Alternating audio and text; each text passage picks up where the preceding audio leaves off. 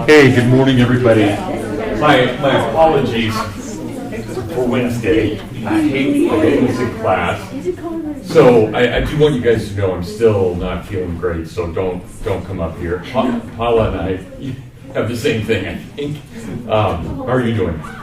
Not great, but better. Yeah, I'm sure your classmates are thrilled you're back there. Oh, I'm sure. Yeah, so anyway, don't get within our orbits, but yeah. So today we've got some, I'll probably only go about a half hour, guys. I won't go much more than that. And I do want us to keep going with what we've been talking about, and hopefully by Monday we'll be back on track, especially with health and everything.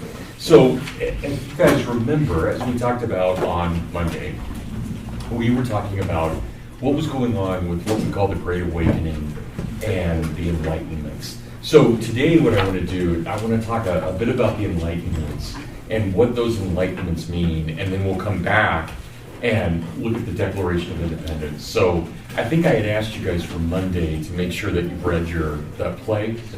Okay, good. And if for those of you who've done it, was it about as easy as I said? It did take about 2.5, 3 hours, I would assume. I broke it up into a couple days. They have it in the library, but okay. Yeah. But you know you can download the full thing too, right? Right. Okay. Just so make sure nobody had problems with that. Good. So we'll talk about that on Monday then. So the Enlightenment is this interesting thing, and it's good to see you guys, by the way. I've been in bed all week. I missed you. So the Enlightenment is this interesting thing where you've got these ideas that are floating around in Europe that are very profound ideas, but they're radically different than the ideas that have come before, in the sense that they're really trying hard to kind of figure out, could we know the world really only through human observation and reason?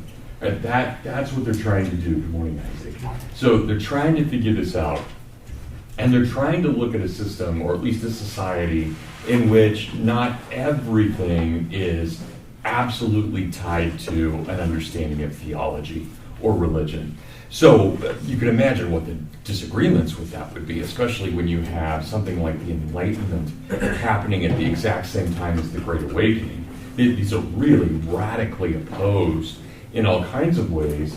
And yet when you had a chance to read, for example, Jonathan Edwards and Whitefield, you saw that they were at least engaging Enlightenment ideas. They were trying to think about, well, what could the Enlightenment tell us, or the things that we can know from that we wouldn't know otherwise. So the Enlightenment really plays itself out in 4 different ways. And that's what I want to talk about this morning. Ways in which the Enlightenment works itself out, and it does so really by nationality, by ethnicity. So the most radical of all the Enlightenments is the French Enlightenment. And after that, we have the English Enlightenment, and then we have the Scottish. And with the Scottish, we'll have the American. So it's more like Enlightenment 3.5 than it is Enlightenment 4.0. And I'll try and explain what I mean by this. So in the French Enlightenment, you have a number of radical thinkers, but by far the most important thinker in the French Enlightenment is a guy named Jean-Jacques Rousseau. So Roussseau. Rousseau is by far the most important figure in this. And I want you to know him because when we come back to the French Revolution, he's going to be very important for determining what that French Revolution is going to do and where that French Revolution goes. But the French Revolution is not yet. Jean-Jacques Rousseau is writing in the middle of the century. French Revolution, of course, won't start until really the summer, Bastille Day, July 14th of 1789. So we're still a ways away from that. We're a full generation away when Rousseau is writing. Rousseau's argument is one that is based, if you guys remember, I know you have to go back to reach your memories back to Western heritage, but Rousseau is building upon the ideas of both Hobbes and Locke. So he's reading Hobbes and Locke, and if you remember, Hobbes had argued that all of society is chaos. Hobbes' main argument was if we were to live without a state of laws, if we were to live in a state of nature, we would just savage one another.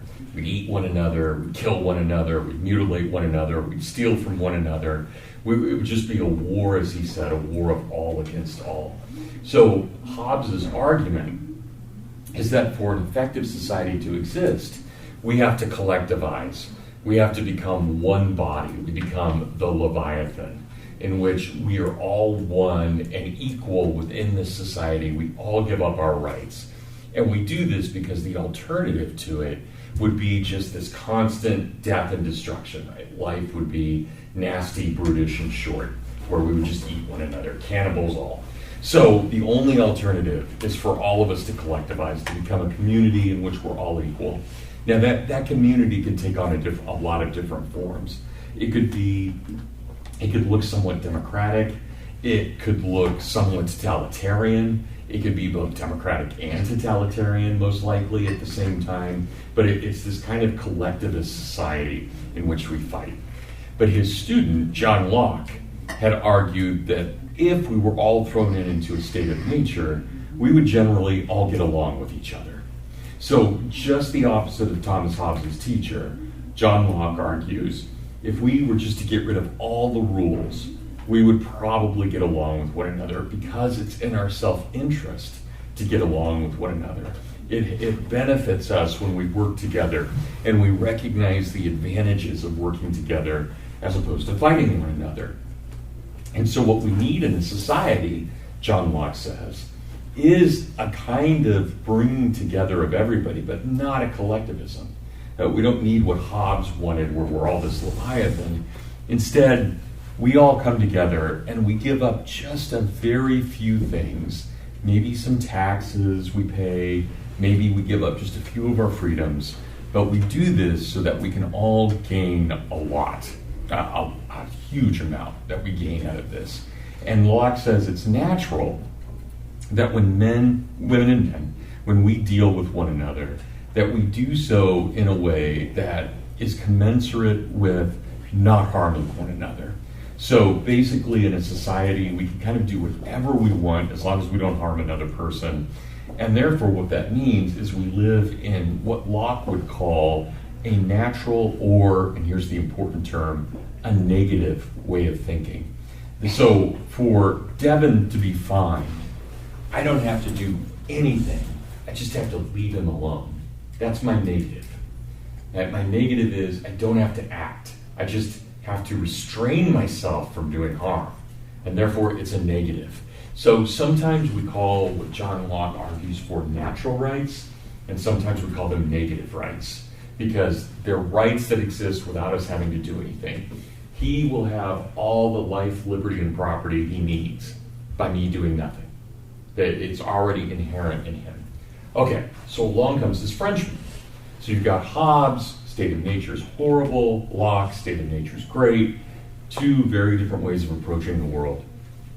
And now we have Jean-Jacques Rousseau. And Rousseau takes both Hobbes and Locke and he says, well, if we could have the kind of happy society that Locke wants, that would be great. We really want that kind of society, a society in which we really get along with one another. But it seems to be the case that Hobbes may be right, that we really do tend to kind of just go after each other. So Rousseau thinks that somehow we can mix Hobbes and Locke.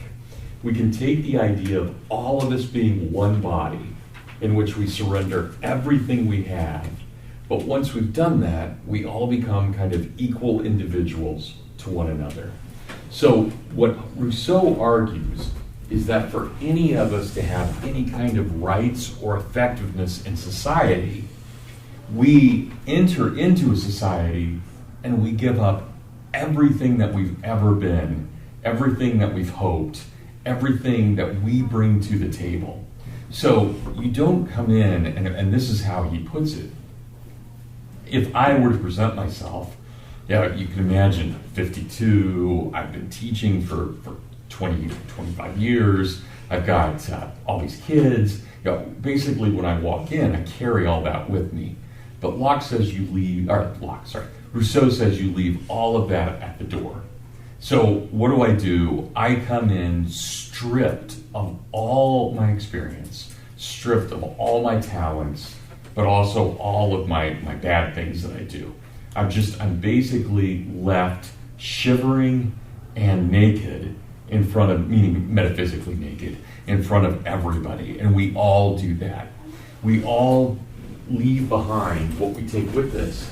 And when we come into a society, we create this new thing that has nothing to do with what we had been before, but now we're totally equal. So it doesn't matter that Devin is 25 and I'm 52. We're now totally equal when we walk into this society. It doesn't matter that Ruth's a woman and I'm a man. We're totally equal when we walk into this society. Or that I'm extremely talented at one thing and Isaac is talented at another thing. We leave all of that behind, everything. And when we walk into this new collectivism, we become new individuals. We become a new collective at the same time. So what Rousseau does, and this is why it's insane, but what Rousseau tries to do is he tries to mix that extreme collectivism of Hobbes with that radical individualism of Locke. And so a lot of his language, when we read Rousseau, he sounds really individualistic. He sounds like he's an American in a lot of ways. But it's always behind this facade or behind this reality of all of us being a collective. So what he calls this, not surprisingly, Locke calls this our social contract. So it's in this social contract that we give up everything to become this new thing. Now, here, and we'll talk more about this when we get to the French Revolution, here are the implications of that. So I told you guys the other day that Ruthie is my goddaughter. Well, there are a lot of implications in that. I know her parents, her dad's one of my closest friends, and her mom's a very close friend. So you imagine, no matter what in society, I've already got, so just with Ruthie here, I've already got all of this baggage, right? All of it. I've got her parents are my friends.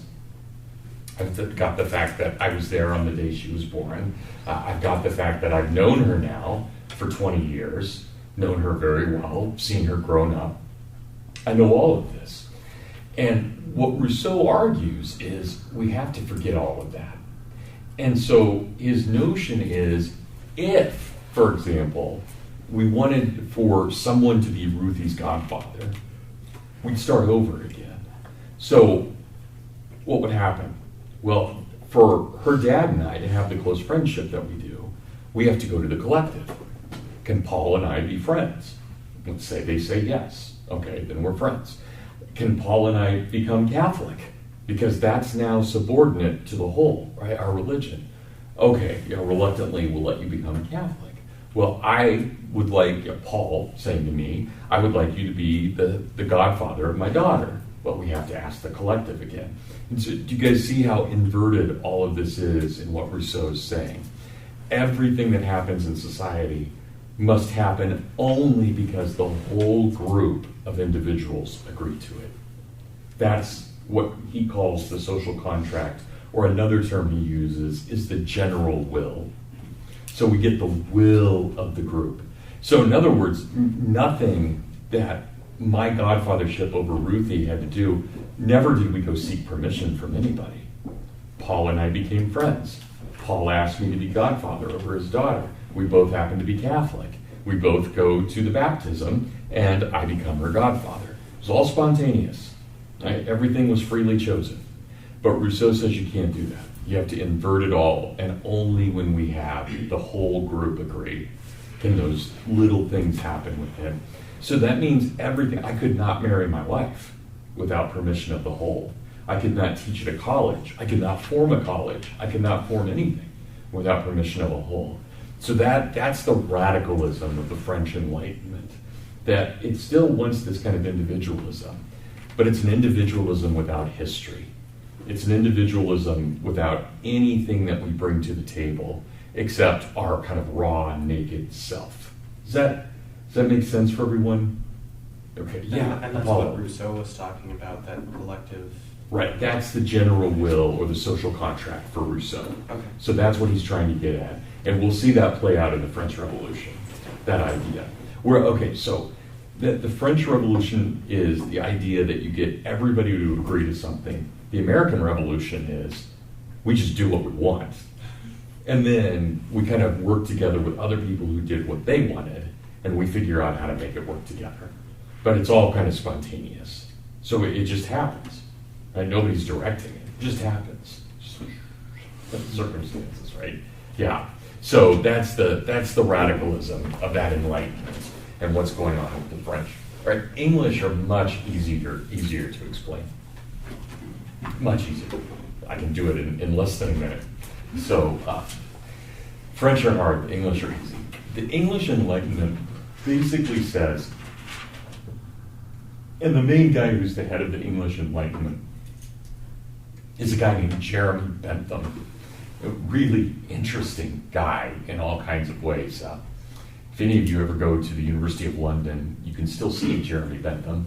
He bequeathed his body to his department so that they actually, he's in a case. So if you can imagine if one of us died, say your favorite historian died, and they just put us in a case up on the top of Del Hall, and anytime you wanted to come see us, you would just walk by and visit our dead body.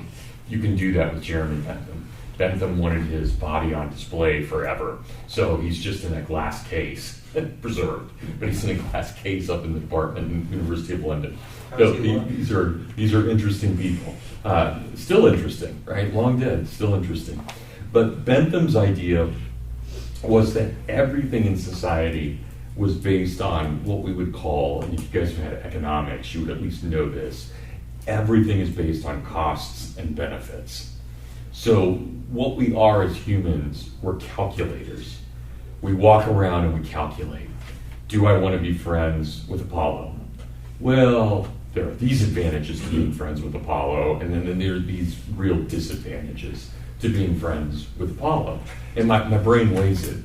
And I do this all the time. It's no different than if I walk into the grocery store and I see that M&M has now made candy bars.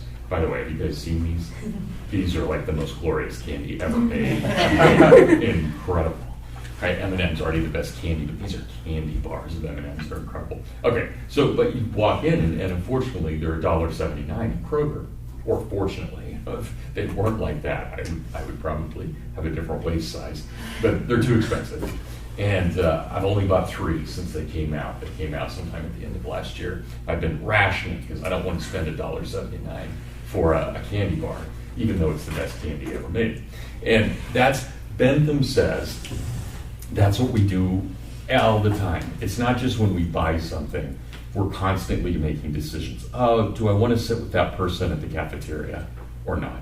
Do I want to take notes on what Berzer's saying or not? He's kind of looped up on flu medicine right now. He doesn't even know what he's saying. So, do I need to write this down? You weigh it. You're always weighing it, Bentham says. We do this all the time. So every decision, every moral, ethical, material decision, you're constantly weighing this stuff. Does that make sense for everyone? So what we get then with the English Enlightenment is that the English Enlightenment basically says that all of life is a calculation. So do you want to calculate, is God up there? Well, maybe. Do you want to calculate if God is watching us? Yeah, maybe. Do you want to calculate if God cares when we make a decision? Sure, we can calculate that. But it may very well be worth the risks of doing something for our own personal benefit, despite what a superpower or a transcendent power might think. Right? That's Bentham. So everything is based on this idea that we balance. So, I would argue it's not untrue. Obviously, as I gave you the candy bar example, we make decisions like that. I can honestly say as well that when I'm thinking, do I want to see my kids or not, I don't usually calculate. What are the benefits and what are the costs? It's like, no, my daughter needs to talk, I'm going to talk. But that it's an interesting way of looking at the world, thinking about everything being costs and benefits. John. Was Bentham the Wasn't he a big utilitarian? Yeah, that's what we call his theory. You can either call it Benthamism or utilitarianism. Yeah, so, thanks for bringing that up, Sean, because what that means, of course, then, if everything is a utility, everything has utility, it means that everything can be measured. All things can be measured. Emotions, material things, everything can be measured. I'm not convinced that's possible, but that's what Bentham believed. Yeah, thank you. So we do call that utilitarianism, exactly. Yeah, good. Okay, the Scottish Enlightenment is the one that would seem most like us as Americans. And there's a reason for that. America gets her Scottish Enlightenment ideas through Princeton University. Princeton is one of the 9 major colleges in America prior to the American Revolution. And it was known very famously for being the institution that put forth the Scottish Enlightenment ideas. So Americans don't get a direct. We don't have Rousseauians running around in America, and we don't have Benthamites running around in America for the most part. But we do have followers of Adam Smith in America. Adam Smith is one of the 2 great men of the Scottish Enlightenment. And we also have followers of David Hume. These are both the great, let me write their names on the board. So we have Smith. In fact, I should write all of them up here. Rousseau, Bentham,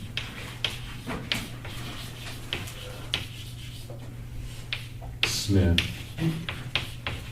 and Hume. And then there's one other guy we always put into this group, even though he's not Scottish, he's Irish, so Celtic, Edmund Burke. The 3 of them are very close friends. So these are the great figures of, again, Burke is Irish, not Scottish, but I'm going to lump him in here. So what these guys argue, and there's a variety, and they're great friends. Hume and Smith especially are extremely close, and later Smith and Burke will be very close. So Hume is the most radical of these guys. Hume's an atheist.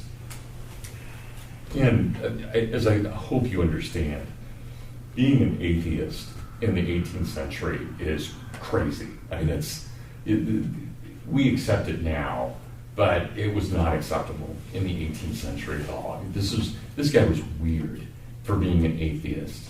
And part of the reason that you're so uncomfortable with everyone would be, was so uncomfortable with an atheist is you didn't know if you could trust him. Because at least everybody else was always worried that God was judging us. Now, and so maybe I could get away with something, but God still sees. And so in a courtroom, wherever it may be, we kind of rely upon the idea that there's a God up there, or at least a belief in a God, to make sure that we all act properly to one another. Hume just very openly said, look, I don't believe in God. And he kind of got away with it, which tells you how powerful of a figure he was, that he could still be trusted and accepted in society, even though he didn't believe in God. And part of the reason he got away with it is simply because he was so well-read and so heartfelt and such a sincere guy in everything that he did, that people took him, especially the American founders, took him very seriously. He wrote volumes of philosophy as well as volumes of history. So he was both a great philosopher and a great historian in his day.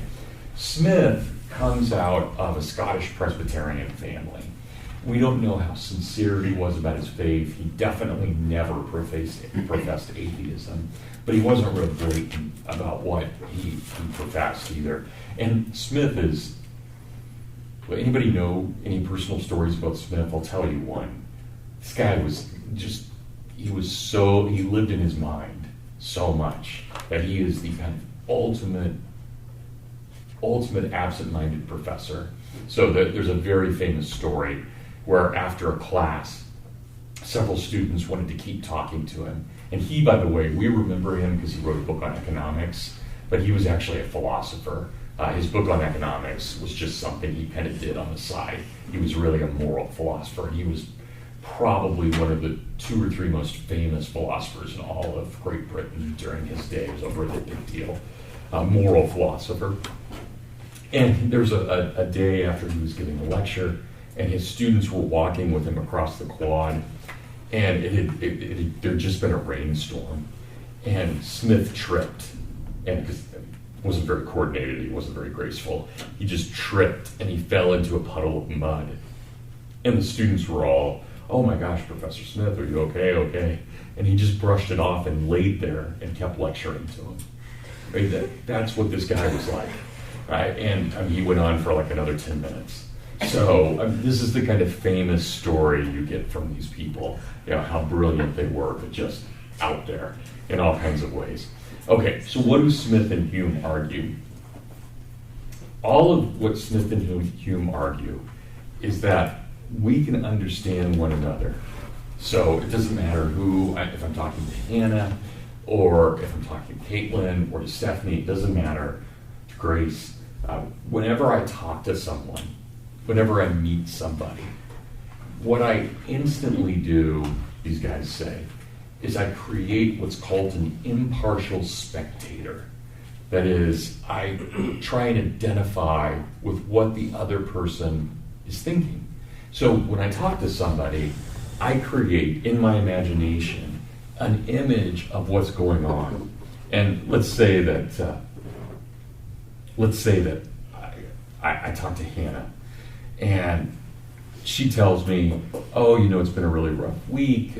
Our dog," I'm making all this up, by the way, "our dog died, and we found out that my dad lost his job, and we found out," and so she tells me these terrible things, right? None of that's true, by the way. Your dog's fine, and your dad's doing great. So. But let's say she does. And what Smith and Hume argue is that because I like Hannah, but I haven't experienced that, what I actually do is I experience almost as much pain as she does, because in my imagination, I didn't actually feel any of what she did, but by imagining what she's gone through, I have allowed myself, I've opened myself up to being utterly distraught. So she's already dealt with it. She's coming and telling me after the fact, my dad lost his job. Well, she found out 2 days ago, and she was in a horrible mood, understandably, on that day. But now her body and her soul and her mind have dealt with that. But I'm hearing it for the first time. And so Smith argues that when a loved one or friend tells us something, we actually feel it as deeply as they did. But because we haven't had the time to process it, we may even imagine it as worse than it was. And Smith says this means that when we see other people, we automatically sympathize with them. Now, it's very different if I get a news report that says, "Oh, there was a tsunami in Thailand." I've never met anyone from Thailand. And it doesn't mean that I'm cruel. It doesn't mean that I think the Thai people deserve a tsunami. It just means I don't know them.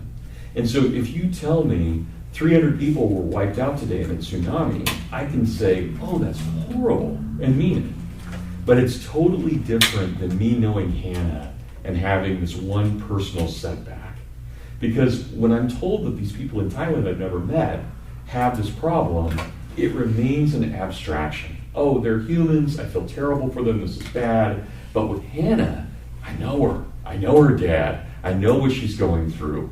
And so this idea of what Smith and Hume say is that we always have this sympathy with those that we know, but we may remain abstract with those we don't know. So it's almost impossible for us truly to care about someone on the other side of the world. Not because we're cruel, just because we have never experienced what they experience. We have never met them. We don't know what they're going through. There's nothing personal there. Whereas if any of you had ever been to Thailand, or if you met maybe a foreign exchange student from Thailand, or you knew somebody who immigrated from Thailand who still had a mother back in Thailand, the very first thing you would think of when you heard that there was a disaster, "Oh my gosh, I wonder if my friend's mom's okay." You make it personal. But if you don't have that, you don't have it, and they remain abstract. Again, it doesn't mean you're cruel or uninterested, Smith and Hume say our ability to sympathize is limited to those with whom we know or have connection. Does that make sense for everyone? I want this to, so notice this isn't the radicalism of Rousseau or even the kind of radical materialism of the English. It's a very different thing, basically just arguing this is how we understand things. And so Smith and Hume argue that we always know best, and it has nothing to do, I don't judge someone by their race or their skin color, I don't judge someone by their religion, I don't judge someone by their sex. What I do is I judge them by how well I know them. That's how we really judge somebody. So that's what matters most. And it's essentially, it's a soul connecting with a soul, is what Smith and Hume are arguing. So when we make policy, we have to be very careful, because we have to make policy based on this is what my local people believe. There's nothing tribal in it or obnoxious. It's just a reality. We know best those who are around us. In the same way, when I look around this room, I know about half of you. And the half of you I know well.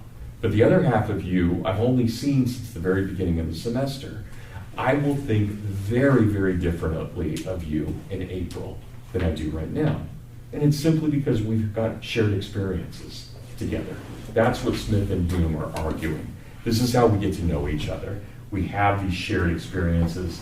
We have these things in common. So everything for Hume and for Smith and for Burke is about sympathy, a proper sympathy, one in which we recognize through this impartial spectator. But it also has to do with the idea that everything needs to be local if we're to understand things. Right? So that's what matters most. So remember my example about being Ruthie's godfather. All of those decisions that led up to Ruthie being my goddaughter were all local, and they were all based on sympathy because Paul and I knew each other. Paul didn't just walk into Walmart, her dad, and find the first person in aisle 7 and say, I need a godfather for my daughter. Would you be it? What's your name? Yeah, it's not going to work that way. We have to have sympathy one with another. Okay, so last thing. What are the Americans then? And we talked about this briefly. The American Enlightenment is by far the closest to the Scottish Enlightenment. We do take a couple of ideas from Rousseau and from Bentham, but for the most part, we are strictly a Humean, Smithian people in the way that we're adopting ideas, though we still have our own ideas, which is what we'll talk about on Monday. Well, they're Roman ideas, but we make them ours. Okay, so what's the American? The American view is essentially this. An enlightenment is based on a personal exploration of science and knowledge. So this is why when we go to Monticello, we see a beautiful piece of architecture, a great form. Thomas Jefferson is giving us his own personal exploration of science and technology. Ben Franklin, capturing lightning on a kite in a lightning storm. We all, because we've heard that story forever, we just think of it as great American folklore. That is one of the coolest moments in all of history. For some guy to realize that you can capture lightning, or at least understand it in that key, that's an amazing moment that we take for granted because it's a children's story for us, but it's real. That's our enlightenment. Our enlightenment is basically individuals going out and saying, we can figure this thing out. We can make it work. We can make a light bulb, even though that's 100 years later, that has such a flare of enlightenment.